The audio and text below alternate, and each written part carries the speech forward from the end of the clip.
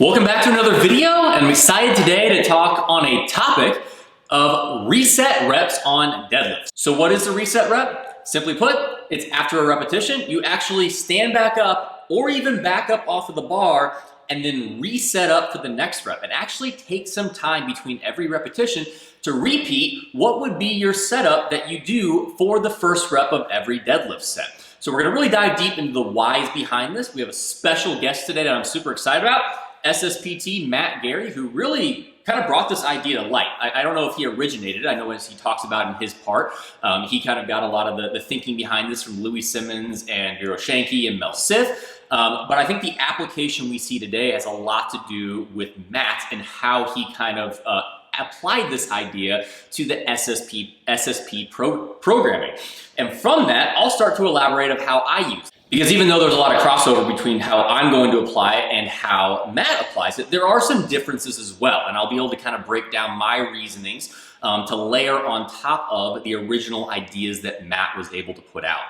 I'll also make sure to link down in the description box below some of the original content that Matt put out on this in regarding his entire article on a blog post that he had from, I'm not even sure when it was posted, that gives a full breakdown of his original ideas on deadlift programming, as well as one of the main Instagram posts he made in regards to the eccentric build-up decay that really kind of is one of the foundational principles that he will talk about in his part when it comes to why to reset each rep on deadlift.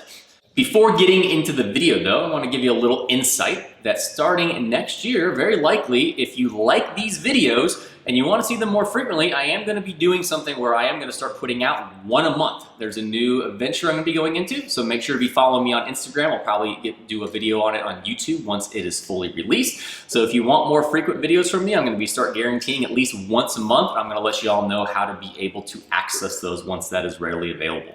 So to really introduce this topic, there's no one better to do it than Matt Gary. If you're not familiar with Matt Gary, he is the owner, along with his wife Susie, of Supreme Sports Performance and Training, SSPT. They now are located, I believe, in Montana. They used to be up in the Northeast. Matt is very well known, likely most infamous for the fact of being arguably the best game day coach in the world.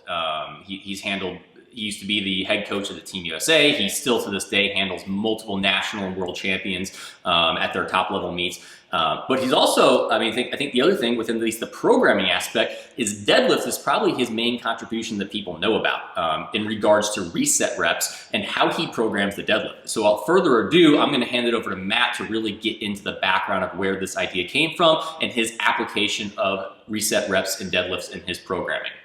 If you look for answers and solutions to problems, I think you'll find that most good ideas, and specifically those with regards to training, are not novel. There's somebody who's come before you, who's thought about that, tried it, discovered it, experimented with it, and used it for good.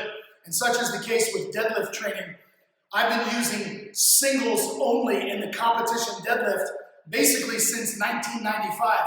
My powerlifting career, competitively speaking, began in 1995. Up until that point, when I was training like a powerlifter, I was training the deadlift exactly like I was the squat and the bench press with multiple repetitions per set.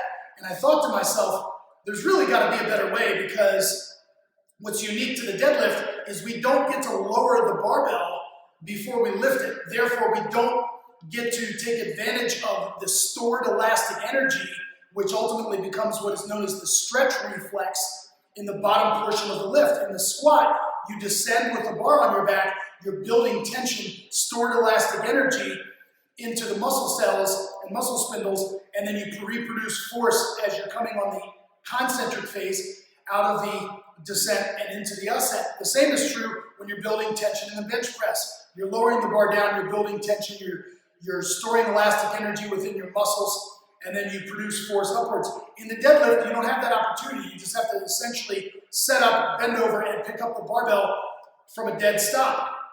And so I stumbled across a training article written by Louis Simmons in the early 90s in Powerlifting USA. And basically, he was talking about Russian sports scientists who had done some testing, and they discovered with the stretch reflex that the stretch reflex dissipates after 4 full seconds. So if you take a break between repetitions for a minimum of 4 full seconds, the stretch reflex is gone. There's no longer any stored elastic energy inside your muscle cells, and therefore you're essentially starting from a dead stop again. So imagine doing a pause squat, putting the bar on your back, and sitting in the hole for 4 full seconds. That's not a 4 count, that's 4 full seconds. Well, anything beyond 4 full seconds, and you're essentially squatting from a dead stop. So I posit the question to you, imagine if we competed in powerlifting, and in the squat, we set the bar on safety pins at a below parallel position, and you had to crawl underneath the bar and stand up. Likewise, in the bench press, imagine if we started with the bar on our chest and then just had to press the weight up. Wouldn't you think about training the squat and the bench press differently? Well, that's why I choose to train the deadlift differently, is because the science tells me so. It just makes more sense. 6 other reasons. Specificity. Again, the first thing, you're only required to do 1 rep in competition, and you never lower the bar before you pick it up. So again, if you refer to Dr. Mel Siff and Yuri Verkhoshansky's text called Super Training, they explain this phenomenon where the stretch reflex dissipates in 4 full seconds. So there's research out there that shows it. The second reason is skill acquisition. If your coach programs, let's say 2 sets of 5, which is a training volume of 10 repetitions, and I do 10 singles, because you've only done 2 sets, you've only gotten 2 first reps, whereas I've gotten 10 first reps, so I get 5 times the amount of practice to set up the deadlift, to walk over, to bend over, to set my feet, set my back, hinge, all of those things, my grip, brace, and then explode into the bar. So I get more practice. The other thing is frequency. If I'm only doing singles in the deadlift, yeah, it might be harder in the moment, but I'm not accumulating that fatigue and the delayed onset muscle soreness that is usually occurring after high volume workouts, so I can train the deadlift more frequently. Number 4, if I train the deadlift more frequently, then I can probably accrue and accumulate more volume over time. Number 5, I'm developing more starting and accelerating strength because there's no holding back. I'm going into every single repetition with full force and full force production because I don't have to hold back. No matter how many reps you do per set, even if it's only 2, you're going to take something off the first one knowing that you have to pace yourself to complete the set. I don't have to pace myself. I can basically get up to the bar and unleash hell with every single repetition. And then the last one, of course, is I decrease the risk of injury. Most people who get hurt doing deadlifts get hurt later in the set, in multiple rep sets, where their form begins to degrade and break down and so on and so forth. Their body loosens and then they're more prone to injury. If I'm only doing 1 rep per set, multiple singles, then I'm reducing the risk of injury. So the key is you've got to rest a full 4 seconds between repetitions so that stretch reflex, the stored elastic energy, completely dissipates and you're essentially pulling from a dead stop. So you can do that one of 2 ways. You can do cluster style singles, whereby let's say your coach does program 2 sets of 5 at 85% or what have you. Then you would pull a rep, step away, and that would only take you 4 seconds, come right back and hit another rep. Do that 5 times, and that constitutes 1 set. Then you can rest 3 to 5 minutes or however long you need to recover, and then go ahead and do 1 more cluster set of 5, and that would constitute 2 full sets of 5.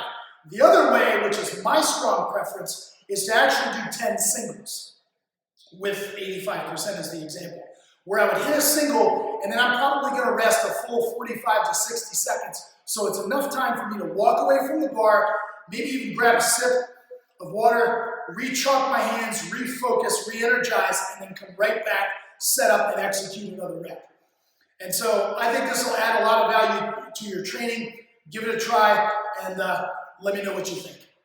Well, thank you, Matt. I really appreciate you taking the time to be able to do that. I gave him literally like a half day's notice to be able to put that together. So I really appreciate him taking the time to be able to put together that video and actually going above and beyond what I expected. So Matt did a great job of really introducing a lot of the reasoning behind why you want to reset. And what my plan now is to expand further upon that. of why we would use reset reps, when to use reset reps, when not to use them, how to be able to implement them, and how to even be able to execute them, because there are different ways we can be able to go about that.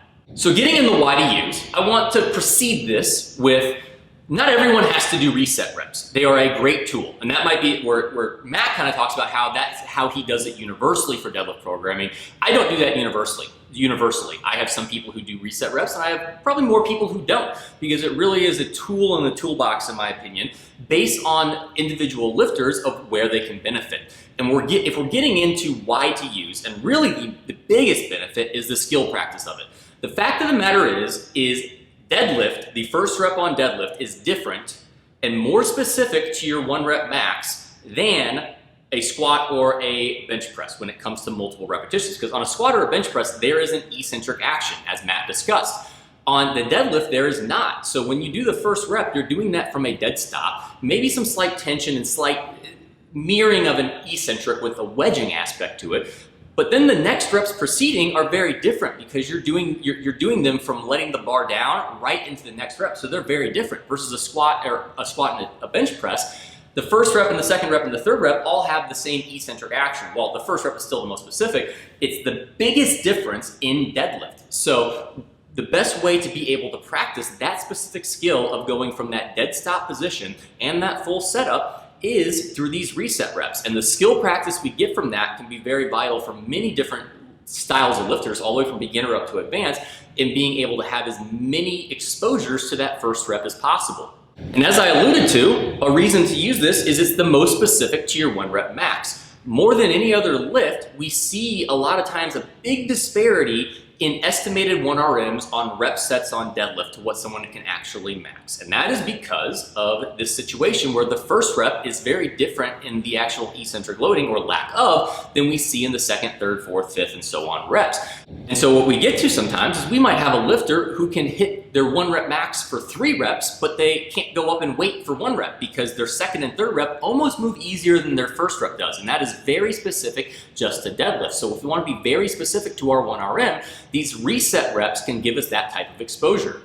And then looking at programming wise and how it actually works in with relative and absolute intensity, we could be programming reset reps or clusters to either one, increase our RPE or decrease it. So what I mean by that is I'm going to talk a little bit in a little while about cluster sets. As Matt kind of alluded to as well, in that we could break up sets over, like, let's say 5 singles with 60-second rests, use a greater percentage of our 1RM than we normally would for like a set of 5, but since we're doing 5 singles with a 45 to 60-second rest, we can use a higher average intensity while still keeping RPE low. This actually goes a lot with the model from Data-Driven Strength. I'm not going to go fully into it. I'll link actually an article from them below, but they really go into their idea of intraset fatigue and also maximizing force production. Their generalized theory is that the earlier reps, the first reps in a set, are the most specific transference to our actual 1RM because of the force production we have, as well as the fact that if we want to limit intraset fatigue, we can be able to do things like cluster sets, where we can have this ability to have multiple exposures to these higher specificity reps, the earlier reps with the higher force production, while still keeping the relative intensity and the intraset fatigue low by breaking these into clusters versus doing a set of 5, 6, 7, or 8 and going to a higher RPE. Or the opposite, we could be looking to increase RPE.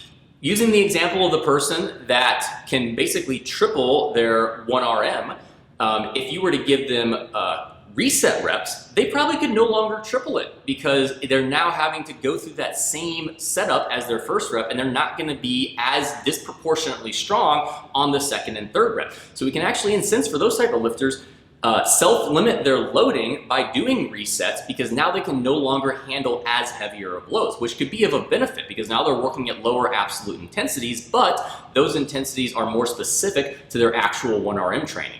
So now taking those whys behind reset reps in regards to skill practice, being more specific to your 1 rep max, and the changes it makes to your absolute and relative intensities, when should we be using these? Which specific lifters do I look at and see certain characteristics or traits and say, okay, I think they could benefit from reset reps or cluster sets? So the first examples will really come back to the skill practice aspect, and I'm sure you've seen both of these individuals. Individual 1 is the person that their first rep looks great, But when they do reps 2 and on, they see a notable amount of form breakdown and they cannot reproduce that same technique and positioning from rep 1. The opposite being the lifter whose first rep looks terrible, but then when they get into the proceeding reps, they look a lot better. Either or, we can produce better consistency rep to rep and better skill practice by doing reset or cluster reps. For lifter 1, whose first rep is the best, well, now we can do reset or clusters to be able to replicate that first rep positioning over and over and over through each repetition. Or for lifter 2, whose first rep is bad, well, they need practice with that. We don't need them to be great at rep 2 and on. That's not what they're doing in competition. They're only doing rep 1 in competition. So if they're not good at that, we need more practice and exposure. If they have 3 sets of 5 on the day, that's only 3 times they get to practice that first rep. If we were doing reset reps or cluster sets though, that could be 15 exposures to that first rep and allow a lot more practice to be able to master that first repetition. Another example within the skill practice realm is the lifter who takes way too long to set up. I'm sure we've seen that. Brad Couillard has a nice little post where he says, "Don't F around at the bar." We see way too many people sit there and adjust their grip and mess around in that like squatted down hinged position for 15 seconds because they're just trying to set up and they're overthinking it. And a lot of times the resets of the cluster sets gets them to start speeding that up in a good way. Gets them to stop overthinking, gets them to speed up and practice that first rep so they can be more efficient in getting that position. And likely you're gonna see a transference then to an improved 1 rep max by not spending so much time screwing around trying to set up at the bar. The next example is more along the individual characteristics we see with a lifter. How this kind of came about, if you saw it on Instagram, I was posting about my client Lorraine, who had a very disproportionate strength level when she did rep work versus her 1 rep max. And we see that a lot, really specifically with sumo pullers more than anyone. We see a lot of these sumo pullers doing these rep sets that are just insane, but then we look at their actual 1RM and it's not that much over what they can do for a set of 7 or 8. For her, what we really wanted to do was be able to replicate that first rep over and over and over so we didn't have this disproportionate level of strength on reps 2, 3, 4, 5, 6, and on. So for her, we started to do reset reps where we were able to reset each rep, which I'm going to explain a little bit what I mean by that with the difference between resets and clusters in a little bit, so that when she did a top set of 3, she was replicating that first rep 3 times. And we saw a really, really good improvement of how that translated to the first rep that we didn't see when we were just doing a normal straight set of 3 reps. And then the last 2 examples I have are more situational ones. And I'm sure these are ones that you've seen plenty, and this is an easy fix to help with that. Number 1, the max width sumo puller who constantly has to pull their toes in when they drop the bar, or they're gonna crush their toes. You'll see a lot of times that their rep work gets really inconsistent because every single time they're having to readjust their stance while still holding onto the bar, which when you're held onto the bar, you're constrained of what your torso and your body can do, yet you're trying to maneuver your feet and your hips around and get back in position. A lot of times those lifters would just be better off resetting because they're gonna need to, it's gonna be so hard to get back in position while you're constrained to holding onto the bar at the same time. The next one is people who are having issues with really bouncy platforms. You'll see many times that the bar never wants to end up back in the spot where it should, and they're constantly trying to like pull the bar back to them and it never really works. Maybe you have a divot in the platform. It's just when you're pulling the bar back, you start getting out of position. We start just seeing breakdown in repetitions, not because their technique is bad, but because the platform or equipment is limiting them. That's someone, you know what? Let's just reset. Don't try and maneuver the bar. The bar is not an entity or a human being. It doesn't have life. You need to do what you need to do to maneuver around the bar. So a lot of times for those type of lifters, I'm gonna say, let's just reset. The bar's gonna do what it wants to do. You can't 100% control what what's gonna happen with the platform. So when the bar gets out of position, you stand up, reset around where the bar is versus trying to maneuver the bar back to you. With that said, there's probably even more examples I can go to. What I want to go out with reset reps is there's a very low risk, but there can be high reward. Again, I mentioned that not everyone needs to do this. Probably maybe 25% of my lifters do some form of reset reps. Probably more than half do some form of clusters, which are, again, I'm going to get to the difference in those two in a little bit.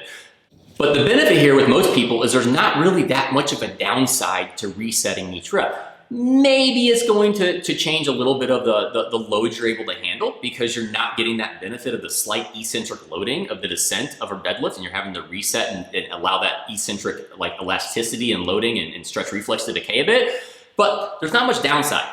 But the thing is, for some people, there's not much upside either. Sometimes there's a lot of upside, sometimes there's just very little or none. in my opinion. And that's where you just kind of decide, because it does change your training. It can be a little bit more time consuming. So if it's something where it doesn't really have a lot of benefit, maybe it's not something you need to implement. But maybe it's something that you see a very, very, very slight benefit from, and there's probably not a very much risk to doing it in the first place. And that's where you can just kind of experiment with yourself and see if it works for you. Versus, like I said, there's definitely lifters, as I mentioned, in the when to use and why to use, where they're gonna get a lot of benefit from it, where they're probably gonna exclusively use reset reps in some manner.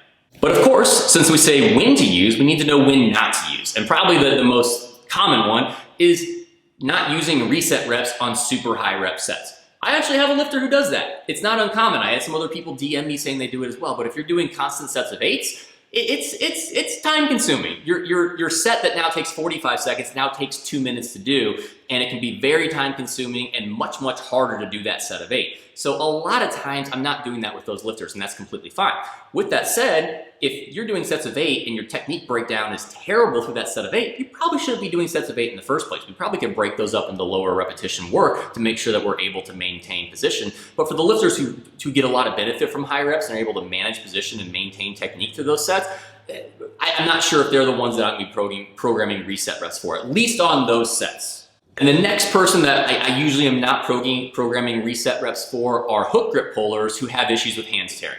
There are some hook grip pullers who have no issue, and I've had some that they do their high rep sets hook grip, but I would say the majority, a lot of my hook grip pullers, they'll do maybe like their single or their top set each week hook grip, and the rest are straps because they got to maintain their skin health, and there's only so much hook grip they can do.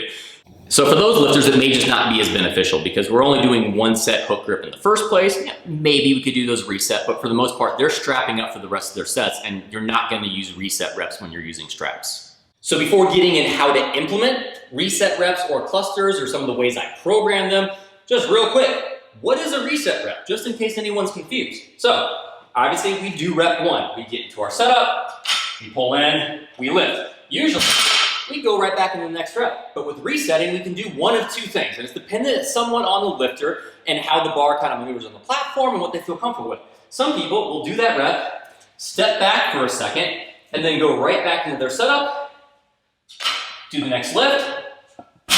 Okay, step back for a second, reset up,